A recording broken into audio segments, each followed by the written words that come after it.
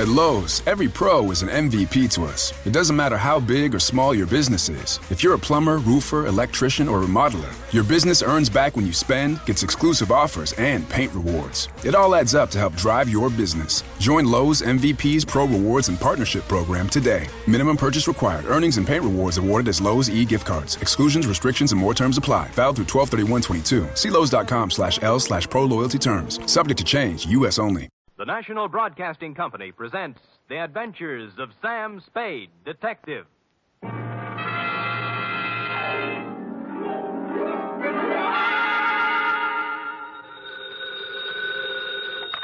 Sam Spade Detective Agency. Me, sweetheart. Oh, it's you. What kind of a greeting is that? Oh, it's you. Well, Sam, I may be only your secretary and all that, but I do have feelings, you know. What have I done now? If you recall... Yes? You were supposed to take me to the Geary Theater last night. Yeah? And you never showed up. Well, Effie, Oh, I know.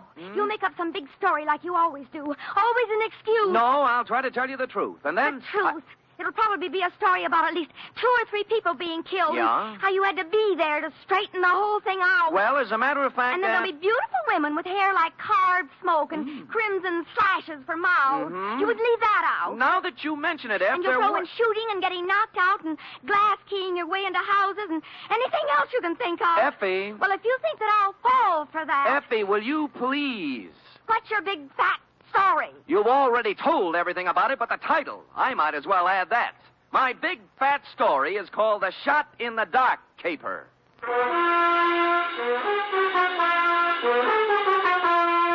Transcribed for NBC, William Spier, radio's outstanding producer-director of mystery and crime drama, brings you the greatest private detective of them all in The Adventures of Sam Spade.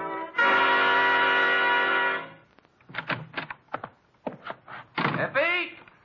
Yes, Mr. Spade. No, Effie, don't be like this. I promise you tonight, right after this report, we'll go to the theater. And we'll have dinner, too. Any place you want. Sound good? You're the employer. The faster we do the report, the faster we get out. And I won't even take time out for a drink. So come on, let's go, shall we? Oh, Sam. You see? I can't stay mad at you.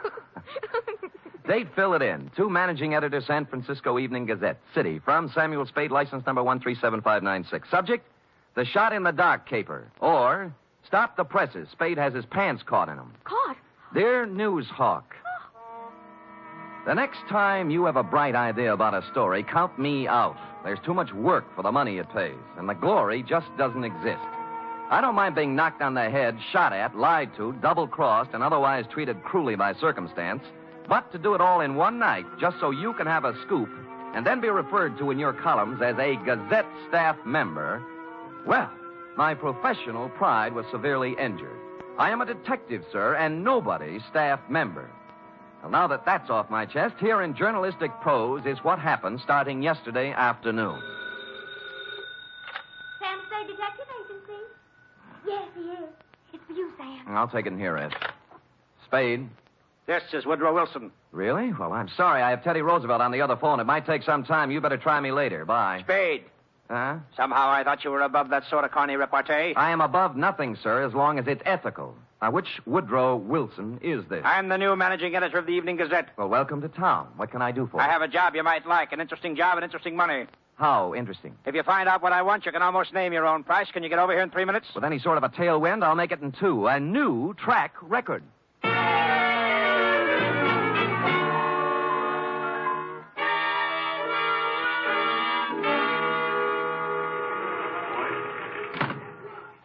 Take a seat, Spade. Now, what is this interesting job? First, let me say I don't know much about you personally, but you come well recommended. I've tried. Second, this is a confidential matter, and I want it to remain that way. Of course. I'm going to trust you as I would one of my own staff members. The police aren't to find out about it until it's all over. And if any other newspaper gets it, you might as well leave town. Woody, old boy, the man doesn't live who can say I ever double-crossed him. For money or love or anything else. I Or had love... to say it so we'd understand each other. Now, take a look at this news photo. Yes? One of our boys snapped it. What do you see? A street intersection. O'Farrell, I'd say. 2 automobiles hit head-on. An ambulance, a couple of people injured, a sordid crowd. We took that picture 3 days ago, Tuesday night, routine accident picture. But this morning, when we were filing it, I looked at it again, and I noticed something startling. Look at it. It's a shot in the dark, but I smell a story. Well, maybe I have a cold, but whatever it is escapes me. On the right side of the picture is an apartment house. Mm-hmm. Now count up 6 floors and look at the 4th window across to the left. Here, use this magnifying glass. Oh, what do you know? Somebody just fired off a gun. That's it. All you can see is a hand and a smoking gun. You can't even tell whether the hand's male or female.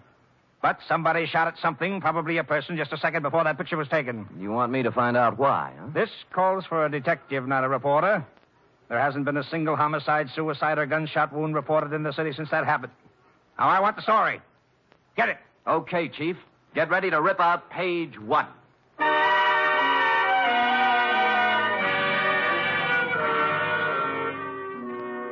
The apartment house was the Greystone. It was actually an apartment hotel and a little shabby. I entered an hour later with a suitcase and an out-of-town look. The nameplates on the mailboxes showed about 5 vacancies, including one on the 6th floor. I rang the manager's door buzzer.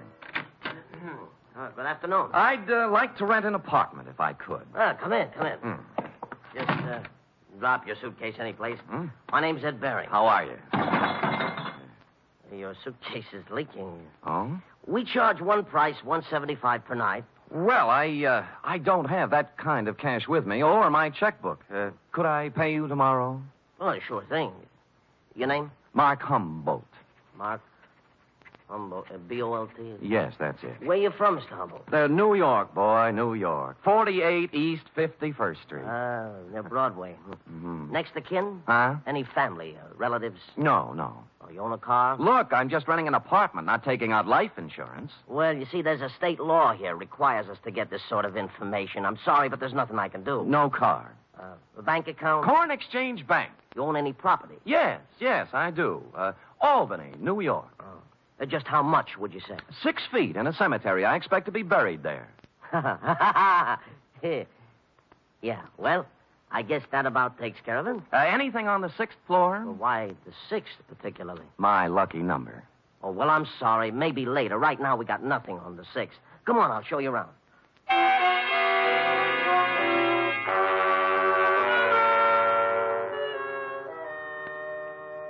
In a few minutes, I was ensconced in room 512. As he stood in the doorway, Ed Bering, the manager, scanned my luggage, my clothes, my ring and wristwatch, as if he were trying to estimate what he could get for me from a fence. After he went back to his apartment, I took a stroll up to the 6th floor. Woody Wilson and I figured the gun incident took place in apartment 608. So I counted back from the end of the corridor and found we were right. 608 was silent. I knocked, but no one answered. So I sprung the lock and went in. The place was absolutely empty. No furniture, no nothing. In fact, it was being completely remodeled. It's gonna look swell when they finish, huh? Huh? I said it's gonna look swell. Well, where did you come from? Oh, gee. I guess maybe I startled you, huh? A little. I was just coming down the hall, taking some of these groceries in, and I saw you standing there. You're new here, huh? Huh? Yeah. Here, let me carry some of those things. Well, say thanks. You're the kind of man a girl should have around. Well, I've tried to convince several of that. Oh, who are you kidding? A big, handsome guy like you wouldn't have any trouble getting a girl? Well... At least not if I was the girl. Well, you know best. My place is down here. Shall we go? No, why not? My name's Honey Kane. What's yours? Mark Humboldt. Gee, what a fascinating name. Oh, not half as fascinating as yours. Really? Say, isn't it wonderful how fate just throws two people together?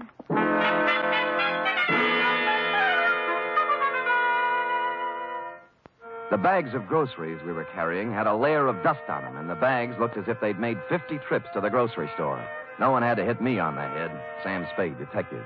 She was small in peroxide, and if you like them stupid, small in peroxide. She lived in apartment 620 with a roommate who was quite a bit different.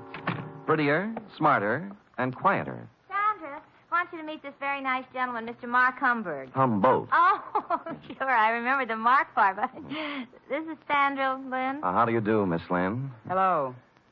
Yes, well, nice day. Great. Well, Just put the groceries down here, huh? Oh? There. Now, let's have some fun. Like fun, Mr. Humboldt? Wouldn't be without it. You're priceless. Well, come on, let's start with a drink. How about you, Sandra? No, you kids have your fun. I'm going out for a walk. Tumble, you're supposed to be looking at me.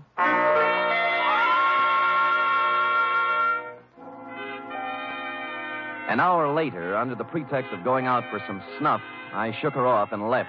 The next half hour went to giving the apartment house a thorough casing. I looked at all the names on the mailboxes, and the only one that rang a bell was one Max Barstow, a former heavyweight who never got past club fighting. I inquired about him of charming Ed Bering, the manager. Max Barstow? Yeah, I tried his apartment. He isn't home. Yeah, well, you see, he won't be home for some time. You see, he took a vacation.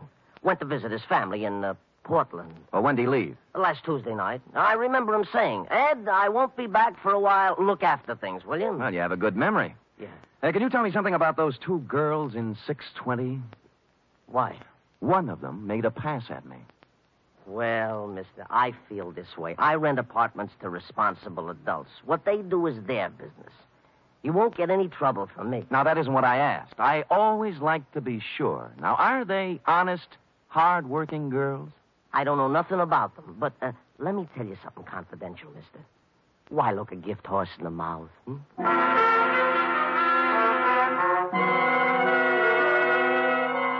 Well, I gumshoed around the apartment house some more, and one thing was sure. They were making a number of extensive alterations. For example, in the basement, there was a new cement floor. Said cement floor had been laid, I was told by the janitor, Wednesday morning, the morning after a gun was fired in 608, the same morning on which Max Barstow suddenly left to visit his parents. And about here in the plot, it was dramatically correct to wonder if Max might be sleeping under the furnace with a new cement overcoat covering him. I went back to my apartment for a couple of long ones and some thought. It was getting along about supper time when there was a feminine knock. I guessed it to be Miss Room Service herself, Honey Kane. But no. Better. Much better. May I come in? You may. Shall I leave the door open? I'd rather you closed it. Anything to make you feel at home. Drink? No, talk. Oh. What are you doing here, Sam? The name's Humboldt, Mark Humboldt. All right, play it any way you want. But I've seen you around. I know who you are. You move in today, and half hour later you find our apartment. Why? Your apartment found me. At least half of it did. The gift horse part. Maybe so, but I figure you helped a little somewhere. Hmm. What are you trying to get on us? Nothing. I just moved in here for a place to live. With one suitcase and a bottle? Oh, I'm an actor. Look, whatever it is, lay off, will you? I've had enough trouble in my life. Things are just starting to go right. Sandra, I don't know what's on your mind, but as far as I'm concerned, you're clean. All right. Maybe I made a mistake. I'll try to make it up to you sometime. Well, maybe you can start right now. I think I'll open the door again. Just a question. Seen anything of Max Barstow lately? I knew it was something. I knew it. No, I haven't seen Max Barstow lately. He went somewhere to visit his family, and I'm telling you either leave me alone or something good happen to you. You won't write.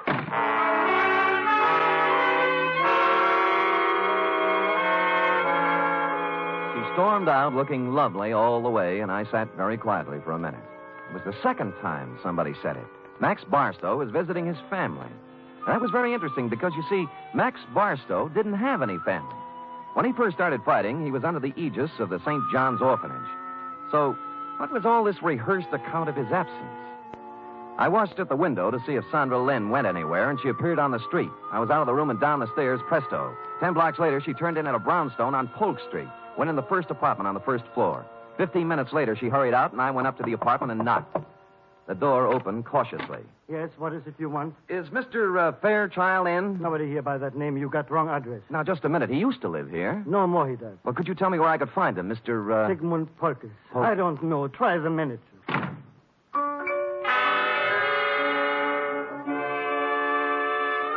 On the way out, I looked at the card on his door buzzer. It listed his apartment as belonging to a Mr. Rothschild. At the moment, there was nothing to be made out of it, so I went back to the Greystone. And when I got to my room, it was very obvious that I'd been visited during my absence.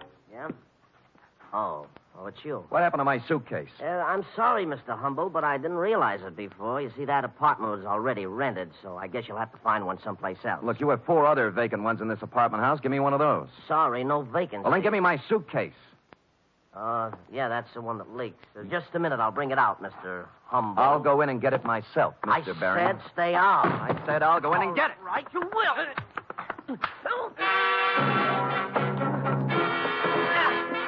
He swung at me, I blocked, and stepped into him. He gave way, and I followed in. And then as I moved into the apartment, someone stepped out from behind the door. I turned, but it was too late.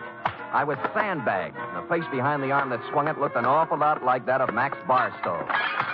I remember asking myself as I went down, if Max Barstow wasn't shot in room 608, who was?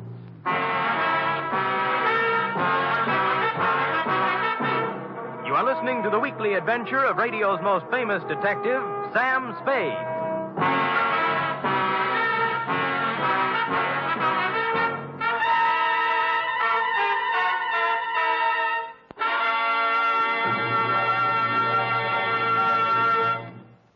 3 chimes mean good times on NBC.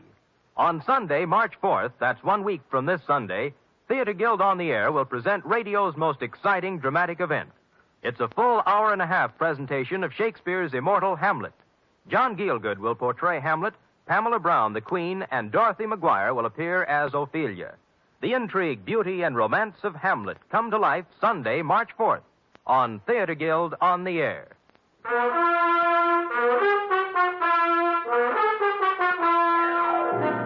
And now back to The Shot in the Dark caper, tonight's adventure with Sam Spade.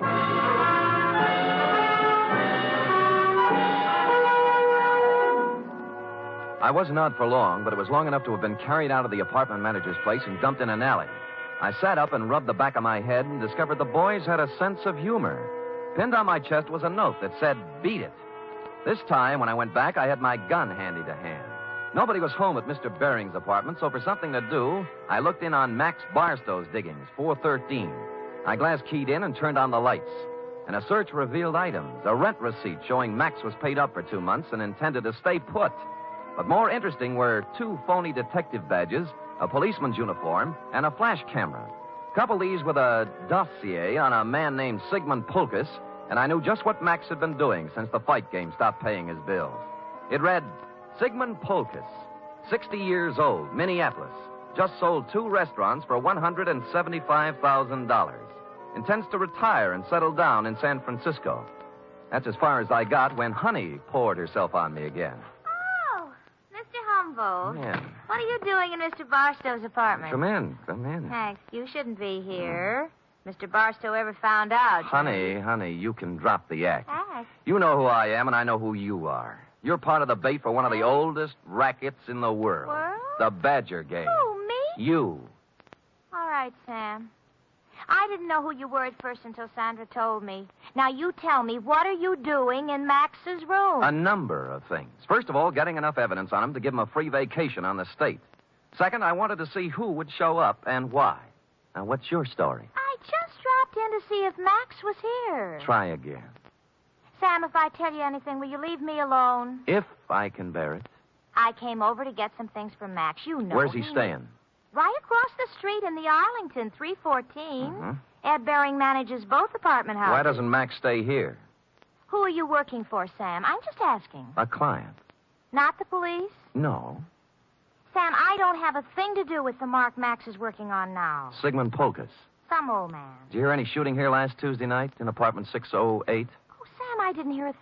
Not a single thing. All right, get whatever you came for, but remember this. You tell Max I was here, and I'll tie you into something that'll get you Tehachapi if it's the last thing I do. Oh, sure.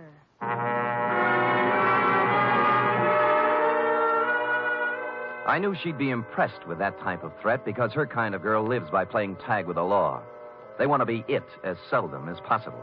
I finished the dossier on Pulkus and thought a more businesslike visit to the old man was in order. What is it? Oh, you. I want to talk with you, Mr. Pulkus. Come in. I want to talk to you. Now. Now, stand right where you are. He was pointing a gun in one shaking hand right at my chest, and as close as I could tell, it looked very much like the gun I'd seen in your picture, Wilson, and the hand that held it was the very same hand. I tried to think of something clever to say. At this stage of my life, it would be very easy to shoot you, mister. Look, I came here maybe to help save you a lot of trouble. Now, if you listen to me, I know why you came here, because I killed Max Barstow. I'll give you a choice. Will you take money, or will I shoot you right here? I'd take the money, but you didn't kill Max Barstow. Don't tell me what I did when I know what I did. Sandra told me one of his gang members was looking for me. But she doesn't understand the power of money. How much will you take to leave us alone to our happiness? What is Max Barstow to you now that he's dead? Look, I don't want any money. I just want it. I felt like a ghost. The gun was pointed directly at me, but nothing hit me. I was surprised, albeit gratified. The little man must have thought I was wearing a bulletproof vest. He didn't look surprised, though. He just folded. I disarmed him and pushed him down into a chair. I had to do it. I had to. I couldn't let you spoil the only bit of happiness I had left in my life. Mr. Polkus, you tried to shoot me, and I'm grateful. It told both of us something. To begin with, you can't kill anybody with blanks in your gun. Blanks? I don't know blanks. Where did you get the gun? I always have guns. Always? And you don't know the difference between real bullets and blanks? You got it from Sandra, and she loaded it, right? Maybe you should know, gangster. Look, I'm a private detective named Sam Spade. Now, if you'll help me, I'll help you. When did Sandra give you this gun? Last Tuesday? Yes. Did you use it to shoot Barstow? Yes. Then he couldn't be dead, could he? This gun wouldn't kill a fly, and besides, I met Max Barstow tonight, alive. I saw him fall to the floor, and blood came out of his coat with my own eyes. Mr. Polkus, you just came from Minneapolis with $175,000. You walked into a shakedown gang. They're after your money. That girl, Sandra's just bait. Oh, don't speak about Sandra that way. Sure, she tried to shake me up for money, but only because that man, that Barstow maker. She was a slave. She couldn't get away from him. Why did she stage a phony murder with you killing Barstow? Oh, I don't know. I'm so confused. Tell me how it happened. Oh, Barstow posed as a policeman. He found me in Sandra's apartment. I was supposed to pay him $5,000, but Sandra told me she loved me, and Barstow was a racketeer. We were to meet in apartment 608 to pay him. She gave me a gun to frighten him with, but instead I killed. Nuts, $5,000. They knew how much money you had, and they wanted to get all of it away from you on a phony murder scare. Sandra doesn't want my money away from me. She loves me. Mr. Polkus, I'm sorry disillusionment should come to you so late in life. But... I say she loved me, and I can prove it. How? This morning, she became Mrs. Sigmund Polkus.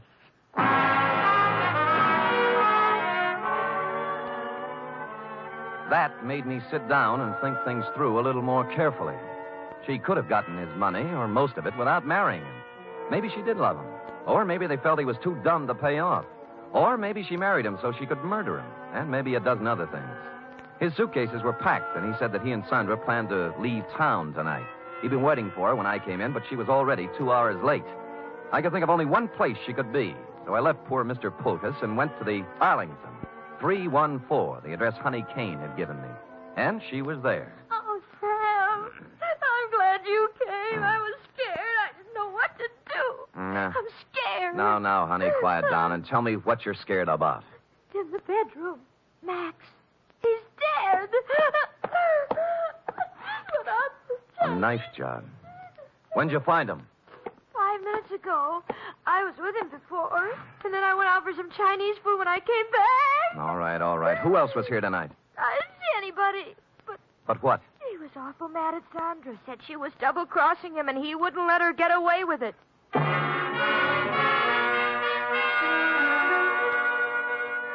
I went back to Polkus's place. He was gone, but his bags were still there, so I figured he'd be back.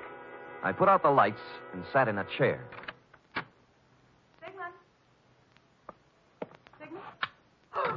Go ahead. Ask me what I'm doing here. Where's Polkus? Well, if he's smart, he's on a train back to Minneapolis. I'm going to look for him. You're not going anywhere. Sit down. Oh, yes, I am. I said you're not going anywhere unless it's to jail. What are you playing Mr. District Attorney for? Because you killed Max Barstow. Now tell me why. Oh, don't be a joker. Max Barstow's as live as you are. I'm not talking about the phony murder staged for the benefit of Polkus. Barstow was stabbed to death a half hour ago. He wasn't. He was. I saw him. Who? You. Sam, I didn't. I saw him earlier today, but he was all right. You married Polkus to double-cross him, didn't you? You were going to skip town with him, Mark. Well, sure I was, so why would I kill Max? Because he knew what you were going to do, that's why. I tell you, I didn't. I couldn't kill anybody. What did you have planned for Polkus? A shove over to the Grand Canyon? No, I love the old guy. Come on, we'll drop in at police headquarters. No, Sam. No. Sam. Nothing. I wouldn't take you with a U.S. mint thrown in. Will you let me go if I tell you what happened? If I tell you who killed Barstow? Well, if you didn't do it, nobody could hold you. For murder, anyway. Bering. Ed Bering did it. We planned the whole thing together. It was a freeze-out on Barstow. Somehow he found out it had to take care of him. I didn't have anything to do with it. I tried to tell him not to. Try to tell him not to what? I've got a gun in my hand, Bering. So have I. Which one of us is going to shoot first? You wouldn't shoot.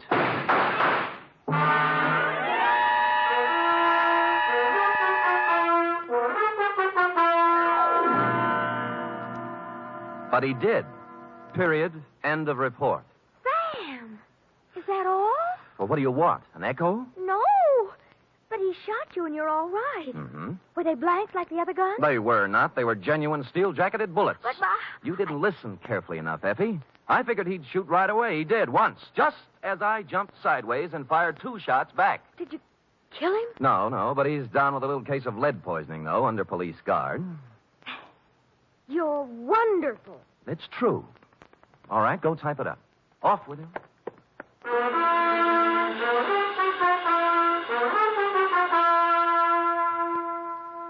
Three chimes mean good times on NBC.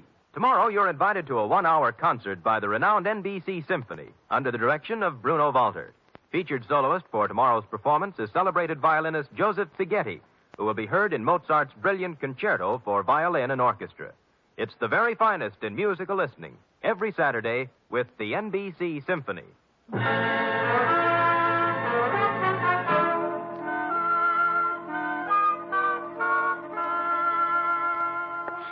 it is, Sam, but there's something I don't understand. To wit. Well, what happened to nice old Mr. Polkus? Why wasn't he in his apartment waiting for Sandra? Well, he did just what I thought he should have done. He walked down to the railroad depot and got on the first train for Minneapolis. Who knows? Maybe he's opened a new restaurant. Yes. And, what happened to Sandra? Well, she's being held as an accessory to murder, among other things. Well, if they were married... That's enough, Effie. That's enough. Do you want me to make everything so simple that everybody will be able to figure it out? No, but But you what? I get so confused sometimes. That's most of your charm, Effie. You know, if you were brisk and efficient and cold, we'd never have any fun, would we? I guess not, Sam. We do have a good time at times, don't we? Yes, we do indeed. Like right now. Coming. Oh, Sam. Fire in a man's veins. Maddening, that's what. Don't say any more, Sam. I don't know what I might do. I'd love it, whatever it was. I better say good night, Sam. Good night, Sam. Good night, sweetheart.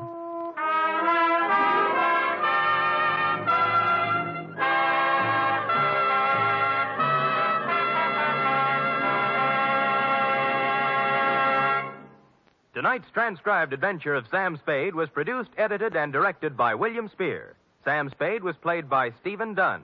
Lurene Tuttle is Effie. Script for tonight's adventure by John Michael Hayes. Musical scoring by Lud Gluskin, conducted by Robert Armbruster.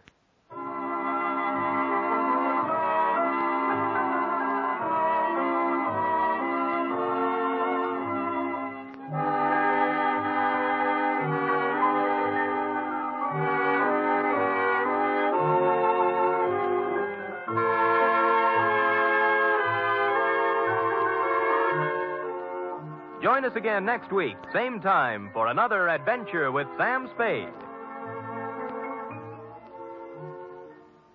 Sam Spade lives a life of peril. Well, in these days, we all live in a time of peril. Each of us is contributing something to help meet the emergencies that we face as a nation. There's one definite thing that every one of us can do to help. February 28th is being celebrated as Red Cross Day. Supported by the people and schooled by years of experience in war and peace in times of disaster, the Red Cross has now been assigned unprecedented tasks in the interest of national security and world peace. You can help mobilize the forces of mercy for the protection and defense of your family, your community, and the nation through generous support of the 1951 Red Cross Fund campaign. Join the magnificent Montague, then it's Duffy's Tavern on NBC. At Lowe's, every pro is an MVP to us. It doesn't matter how big or small your business is. If you're a plumber, roofer, electrician, or remodeler, your business earns back when you spend, gets exclusive offers, and paint rewards. It all adds up to help drive your business. Join Lowe's MVP's Pro Rewards and Partnership Program today. Minimum purchase required. Earnings and paint rewards awarded as Lowe's e-gift cards. Exclusions, restrictions, and more terms apply. Valid through 12/31/22. See Lowe's.com/L/Pro Loyalty terms. Subject to change. U.S. only.